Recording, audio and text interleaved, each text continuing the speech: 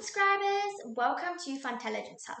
Today, it's more of a facts lesson about the River Severn, and it's the 6th of the 10th month, 2024. The LO is the River Severn. The starter is write down what you know about the River Severn. If you don't know anything, then write about the Thames. This could be where it's based, how long it is, but if you do know something about the River Severn, go ahead and write it down, and you can pause here. The River Severn. So here are a few facts. The River Severn is a river in the UK. It's the longest river in Great Britain, but not the longest in the world. The longest in the world is the Nile. The river, legend says, the river is named after someone called Sabrina, a mythical nymph that drowned in the river. Very interesting. And it flows through Wales and England when it's in the UK. The River Severn fact file. Now, you can jot, facts down if you want, but that's up to you. The length of it is 354 kilometers, which is approximately 219 miles. Its source is Pumlummon.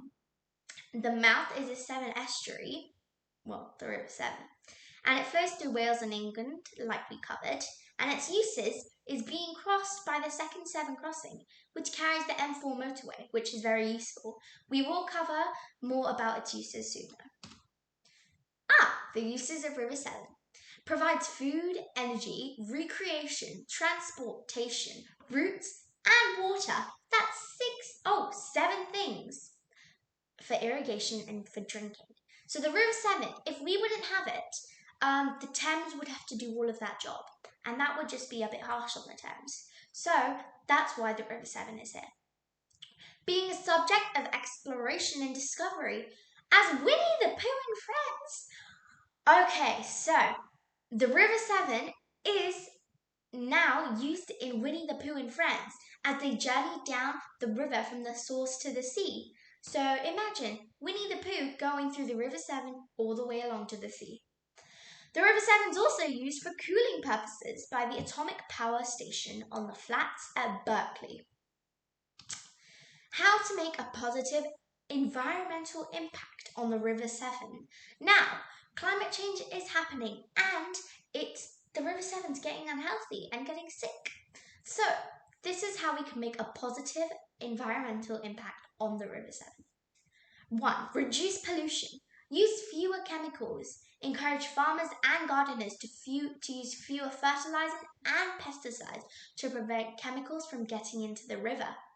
Now, fertilizers are used mostly for crops when slugs and snails, I think, are eating it all up, like the leaves and the crops. So that's why farmers use fertilizer. Pesticides is what you can find on fruit and veggie because farmers put pesticides again to create critters away from eating their crops, and that is why you always have to wash fruit and vegetable, but that will be a completely different lesson one day. Stop littering. Organise or join cleanup activities along the riverbanks to reduce plastic and other litter from entering the water. Now, do you know what I do? Say I have a vanilla rice mullah box and I'm about to throw it away. But don't do that. Stop it. Start collecting them and soon try and make something with it. Be creative. And that's what I like about recycling. You can do whatever you want and express yourself.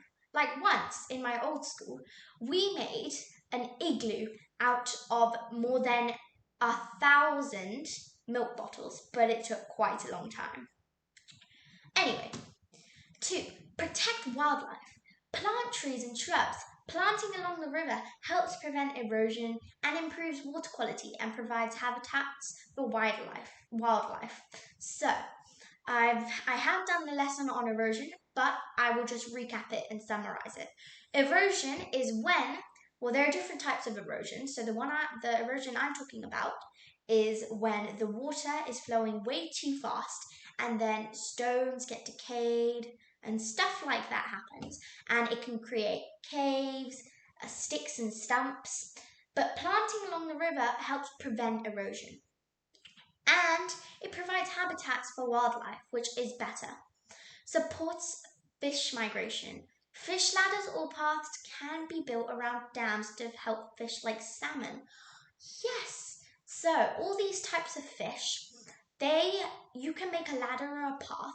You can build them around the rivers and the dams to help fish like salmon and cod. 3. Save water.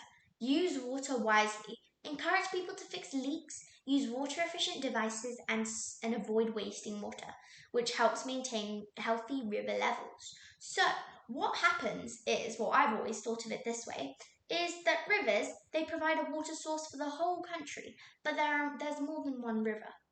So, the rivers, they take all the water, the river water, most of it, into pipes, which go into our taps. But think about it. You're drinking processed river water. When I mean processed, these amazing devices nowadays, they process the whole water to remove every chemical, although some river water can have chlorine in it. So, when you're brushing, always turn the tap off while you're brushing because that just wastes river water. 4. Get involved. Community cleanups. Join or organise local efforts to clean up the river and educate others on how to keep it healthy. So you can join many local communities, which also helps to build more friendships and to explore the outside world. School projects. Start projects like planting trees or raising awareness about the importance of clean rivers. And that is what I'm doing right now, because if climate change gets worse and worse, we and humans will slowly and gradually become extinct. Why? Because there's agriculture coming on. There's tree cutting, which means agriculture. Our rivers are getting destroyed, and climate change is happening because of all of these greenhouse gases we use. Now, the agriculture is the biggest thing because trees and plants absorb CO2, most commonly known as carbon dioxide, and exhale it out with oxygen, which we use to breathe. And without oxygen, we would all be extinct. 5. Advocate for change. We need better sewage treatment. Push for improved sewage systems and stronger regulations to keep waste out of the river. And green energy. Support renewable energy projects that don't harm the river, like tidal or solar power. Solar power, I'm not going to jump into it, but solar power is where you have mostly panels that absorb sun and use that to create electricity and energy. And you will find more about that in Energy and Our Lifestyle. Negative impacts. Wow, this is a lot. Source of pollution. Agricultural runoff occurs when rainwater washes fertilizers, pesticides, and animal waste from farmland into the river. So the River Severn flows through various agriculture areas in watershed where intensive farming practices are common, and that causes more farmers to use even more and more pesticides and fertilizers. 2. Consequences of pollution. This is what I was talking about. Nutrient enrichment. The introduction of excess nutrients, mainly nitrogen and phosphorus, leading to, this is a hard word now, eutrophication. I'm guessing that. This process causes algal blooms, which deplete oxygen levels in the water when the algae die and decompose, resulting in dead zones where aquatic life cannot survive.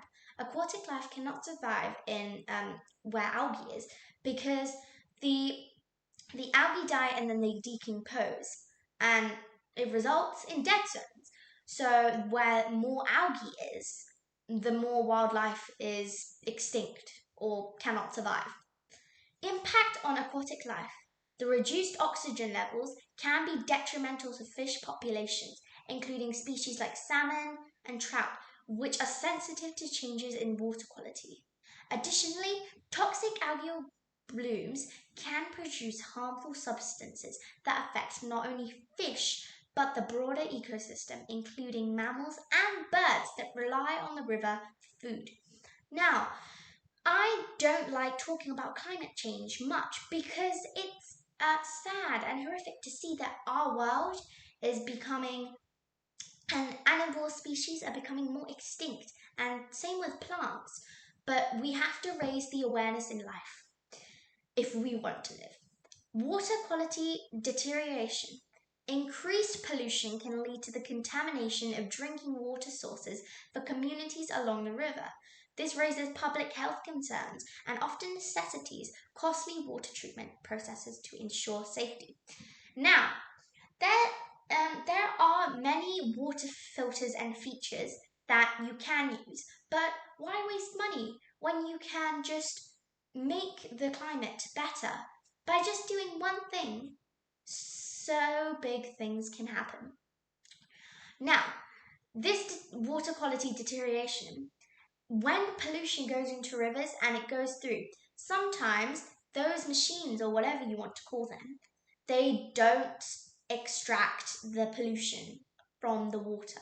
So what happens? You're drinking stuff like chlorine and greenhouse gases, which is very bad for you. And pollution impacts not only the environment but local economies, economies, economy, economies, economies that depend on the river for fishing, tourism, and recreation. A decline in water quality can discourage tourism, affecting business that rely on outdoor activities and leading to economic losses for communities. See, I got that word. Economic. And bye bye and see you next time. Tune in for more at Funtelligence Hub. Like and subscribe.